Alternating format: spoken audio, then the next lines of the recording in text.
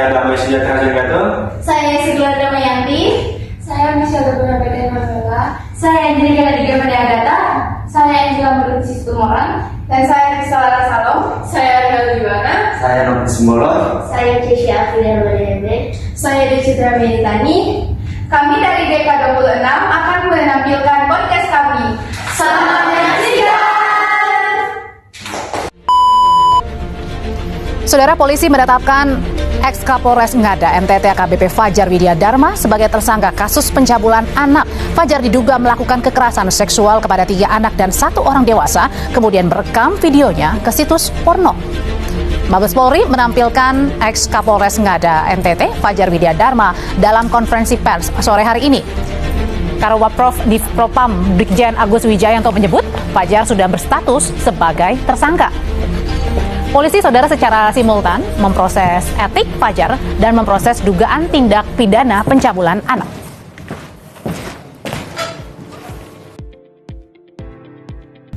Baik, selamat pagi.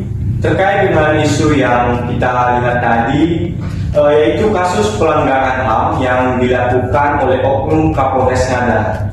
Jadi di sini sudah ada teman-teman mahasiswa yang akan menjadi narasumber pada pembahasan kali ini, dan saya akan bertanya kepada mereka terkait kasus yang sudah kita lihat. Yang pertama, saya akan bertanya kepada Kak Cesia, bisakah Anda memberikan gambaran singkat tentang kasus Kapolres Ngada yang saat ini tengah jadi sorotan publik? Pada Kak Cesia. Jadi Kapolres ini ditetapkan sebagai tersangka kasus dugaan tindak pidana kekerasan seksual di bawah umur. Jadi ada video asusila yang teridentifikasi di Australia. Nah, di video ini diduga kuat melibatkan si Kapolres ini bersama korban yang usianya masih di bawah umur. Nah, itu yang mendorong kuat Propam Polda NTT untuk menyelidiki lebih lanjut. Jadi mereka menyelidiki berdasarkan bukti-bukti awal dan berdasarkan keterangan para saksi. Nah, pada saat penyelidikan ditemukan juga kalau Kapolres ini dia juga terlibat dalam penyalahgunaan narkoba. Lalu ditemukan juga ada tersangka penghubung atau tersangka perantara. Jadi dia itu yang menghubungkan korban ini dengan si Kapolres. Baik, sekarang saya ingin bertanya kepada Kak Michelle. Dalam konteks hukum, bagaimana Anda melihat pelanggaran HAM yang diduga dilakukan oleh Kapolres Ngada ini dalam perspektif HAM, khususnya terkait hak anak? Baik, menurut saya dari perspektif HAM, pelanggaran yang dilakukan oleh PT Kapolres Ngada adalah pelanggaran yang sangat serius, khususnya hak asasi manusia terhadap hak anak atas perlindungan, keamanan, dan perkembangan yang sehat. Proses hukum yang transparan dan akuntabel menjadi sangat penting dilakukan dan untuk memastikan hal tersebut tidak terulang kembali. Baik, sekarang saya akan bertanya kepada Kak Dwi. Apa sih tantangan utama yang dihadapi aparat penegak hukum dalam menangani kasus yang melibatkan pejabat tinggi dan atau pihak-pihak yang berkuasa dalam kasus tersebut? Oke, menurut saya tantangan utamanya adalah penyalahgunaan kekuasaan. Pejabat yang punya posisi tinggi sering memiliki pengaruh politik atau sosial yang bisa mengganggu jalannya proses hukum. Hal ini membuat aparat hukum ragu untuk bertindak tegas karena ada tekanan atau intervensi dari pihak-pihak yang berkepentingan. Akibatnya keadaan bisa terhambat. Maka dari itu, penting menjaga integritas hukum agar tidak ada yang kebal hukum karena jabatan atau kekuasaan. Oke, baik. Sekarang saya akan bertanya kepada Kak Yesi. Bagaimana Anda melihat dampak dari kasus ini terhadap kepercayaan masyarakat terhadap institusi kepolisian, khususnya di daerah lain? Jadi menurut saya dampak dari kasus pelanggaran HAM yang dilakukan oleh Kapolres Ngada ini sangat memicu kepercayaan masyarakat dan juga institusi kepolisian. Ketika seorang pejabat tinggi seperti Kapolres melakukan pelanggaran HAM, hal ini dapat menimbulkan persepsi bahwa aparat penegak hukum bukan melindungi masyarakat. melainkan menjadi ancaman, terutama jika kasus tersebut tidak segera ditangani dan akan menimbulkan beberapa persepsi lainnya. Nah, dari dampak yang sudah saya telusuri dari kasus ini, saya menemukan beberapa hal. Yang pertama adalah menurunkan legitimasi moral kepolisian. Yang kedua ada ketakutan dan juga trauma sosial. Yang ketiga ada krisis kepercayaan institusional. Dan yang keempat ada meningkatkan tuntutan dan kepercayaan masyarakat. Oke, baik. Sekarang saya ingin bertanya kepada Kak Krista. Dalam konteks perlindungan anak, bagaimana kita bisa memperkuat sistem hukum di Indonesia agar kejadian yang serupa tidak terulang lagi di masa depan? Baik, ada beberapa strategi yang bisa kita lakukan untuk memperkuat sistem hukum agar kejadian serupa tidak terjadi lagi. Di antaranya, oknum-oknum yang melakukan kekerasan seperti ini atau yang melakukan pelanggaran HAM ini tidak diberikan toleransi sedikit pun terkait dengan hukuman yang diberikan terhadap mereka ataupun perlindungan jabatan. Kemudian diciptakannya perlindungan anak yang progresif dan responsif. Nah, di sini pemerintah bisa menciptakan platform nasional terpadu berbasis digital. Ketika ada masyarakat yang mengalami kekerasan seksual atau pelanggaran HAM seperti ini, masyarakat bisa melaporkan melalui platform ini. Nah, tentu saja platform ini aman, terbuka untuk semua masyarakat dan memiliki tim respon khusus yang bisa merespon dengan cepat. Kemudian terkait Undang-Undang Perlindungan Anak. Nah, di sini Undang-Undang Perlindungan Anak Nomor 35 Tahun 2014 bisa ditambahkan ketentuan khusus untuk pelaku yang memiliki jabatan publik seperti pencabutan hak politik, lalu kemudian publikasi identifikasi agar pelaku tersebut jerak. Oke, baik. Sekarang saya ingin bertanya kepada Kak Noven. Menurut Anda, bagaimana cara terbaik untuk mendukung korban dalam kasus ini, khususnya di bagian sisi psikologis dan hukum yang dialami oleh korban tersebut? Baik, menurut saya dari sisi psikologis dalam kasus seperti ini sangat membutuhkan pemulihan secara mental dalam tekanan yang dialami oleh korban, sehingga korban tidak merasa cemas, stres dalam mengalami kasus seperti ini.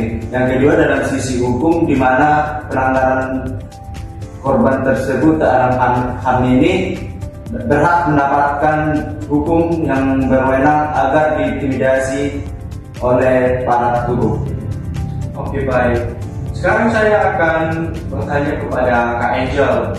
Menurut Anda, apa langkah-langkah yang perlu diambil oleh pemerintah untuk memastikan bahwa tindakan tegas dilakukan terhadap pelaku pelanggaran HAM, termasuk pejabat negara atau aparat penegak hukum yang terlibat dalam kasus ini?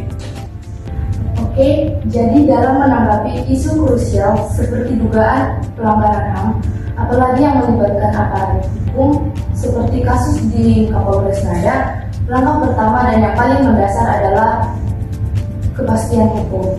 Pemerintah harus memastikan tidak ada impunitas, yang artinya setiap dugaan pelanggaran harus diusut tuntas, transparan, dan pelaku siapapun dia harus diadili sesuai dengan mekanisme hukum yang berlaku.